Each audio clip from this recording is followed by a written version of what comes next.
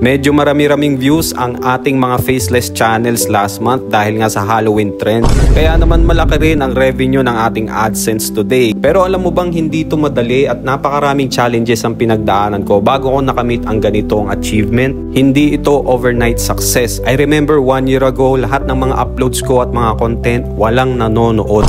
Lahat ng analytics baksak, bokya, shadow ban at walang revenue. Pero bakit hindi ako tumigil noon?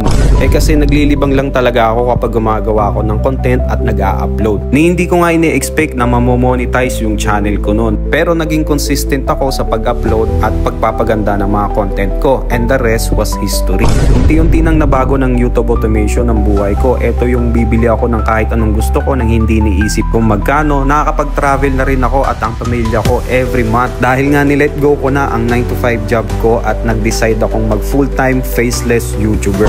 Ito pala yung sinasabi nilang financial freedom na naramdaman ko rin kahit papano sa YouTube automation. Bumuo rin ako ng YTA community para sa mga content creator na gusto rin matuto. At ito talaga ang mas nakaka-inspire dahil ilan sa kanila ay na-monetize at kumikita na rin sa YouTube automation. Kaya kung interesado kang matuto, gusto mong mag-umpisa or gusto mong may mga kasama sa YTA journey mo, i-message mo lang ako or i-click mo yung link sa bio for full details. Kung may cellphone at data ka, sapat na yan para baguhin ang buhay mo, Lodi.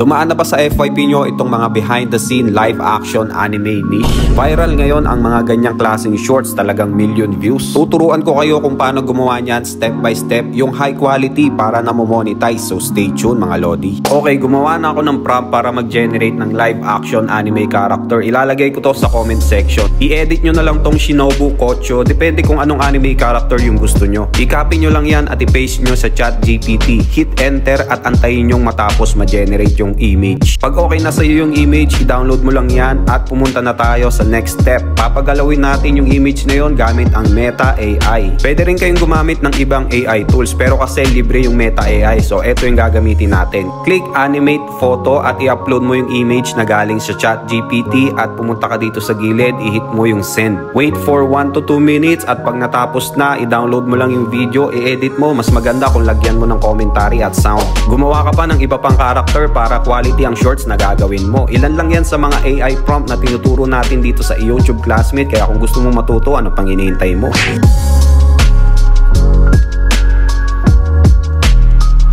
Ito ang listahan ng top 3 viral faceless niche ngayon sa YouTube Shorts. Ito yung mga content na talagang inaabot ng million views. Kaya panoorin mo tong video na to hanggang sa dulo para magka-idea ka kung ano yung mga paldong niche. So stay tuned. Top 3 AI Animals Prank. Ito yung mga nakikita nyong mga animals na nagdo-doorbell. Sobrang viral nito kasi napaka-entertaining panoorin. Karaniwang gawa to sa Sora AI. Top 2 viral niche ay Roblox content. Ito yung mga naglalaro ng Roblox, pinapakita yung gameplay. Parang di nawawala to sa listahan ng mga viral niche kasi paborito tong panoorin ng mga batang naglalaro ng Roblox. Meron akong tutorial about sa Roblox niche, panoorin nyo na lang yung past uploads ko. At ang top 1 viral niche, AI Animal Story. Halos 100 million views yung mga makikita mong ganitong content. Pag nagawa mo to ng tama, nilagyan mo ng magandang storytelling at AI voiceover as narrator, namomonetize ito at pwede kang pumaldo sa ganitong content. Nagsishare din kami ng mga hindi oversaturated na niche sa aming community, kaya namomonetize yung iba naming members. So ano pang hinihintay mo?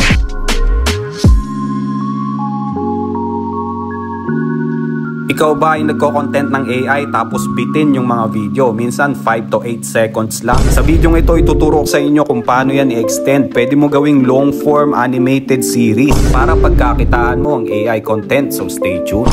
In this video, gagamit tayo ng Meta AI. Pwede rin kayong gumamit ng ibang tools. Gawa ka muna ng image ng mga character model mo. Pwedeng 3D, pwedeng anime. Lagyan mo ng konting channel branding mo para mas okay. So ito, pwede na to para sa akin. Pumunta ka lang dito sa gilid, i-click mo tong custom animate. I-type mo lang dito sa prompt yung kilos na gusto mong gawin ng mga animated character mo. Pwede mong lagyan ng music pero optional lang yan. Hit animate at antayin mong matapos ma-generate yung video.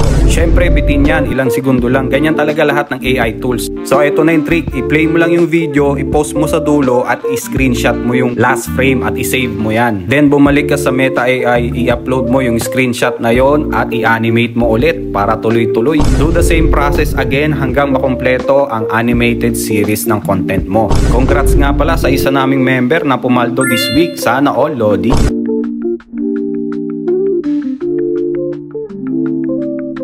Coach, paano gumawa ng script? Gusto ko kasi mag-commentary. Okay, sasagutin ko yung tanong na yan at bibigyan ko kayo ng strategy kung paano gumawa ng original script dahil isa yan sa mga kailangan ng content mo para ma-monetize at kumita. So stay tuned.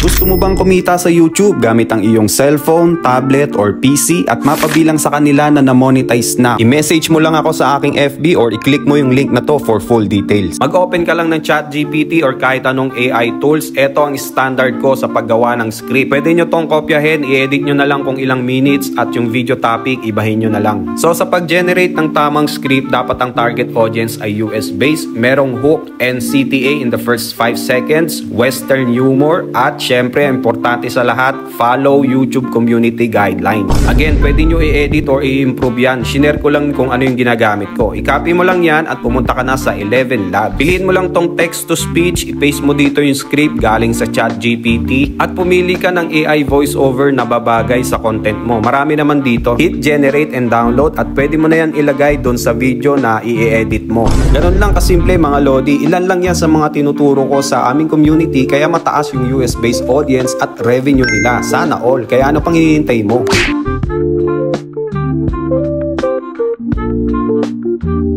Grabe to mga Lodi, nag-post lang siya ng rabbit na kumakain, 58 views kaagad. Kahit yung mga AI rabbit na nakikita ko sa FYP ko, ang lakas ng views. So syempre ituturo ko sa inyo kung paano gumawa niyan step by step dahil pwede kang kumita dyan, so stay tuned.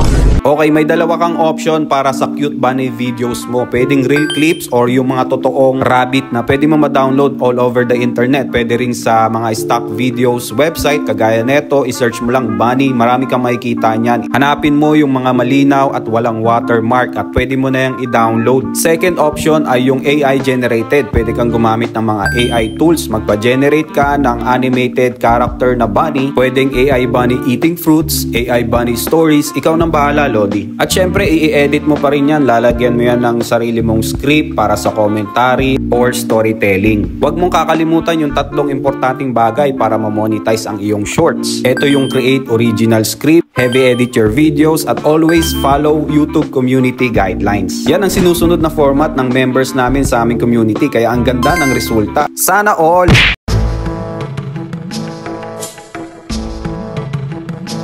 Paano nga ba mag-verify ng YouTube channel? Para ma-unlock mo yung mga special features na kailangan mo sa yung YouTube channel, ituturo ko yan sa video na to step by step dahil kailangan mo yan para ma-monetize ka at kumita sa YouTube automation. So stay tuned mga Lodi.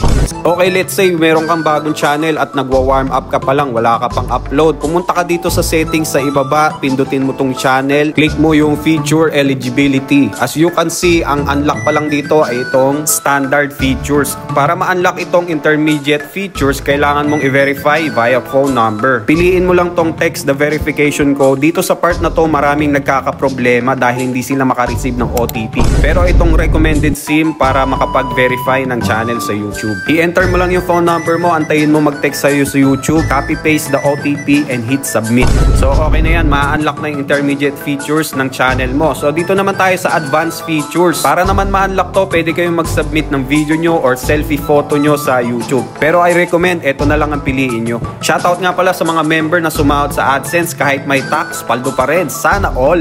Daily uploads tayo dito mga Lodi, kaya huwag kakalimutan mag-follow, like, and share. Kung gusto mo naman matuto ng YouTube automation at ma-monetize kagaya nila, pumunta ka lang sa Facebook app ko, link in bio or i-DM mo ako, Lodi.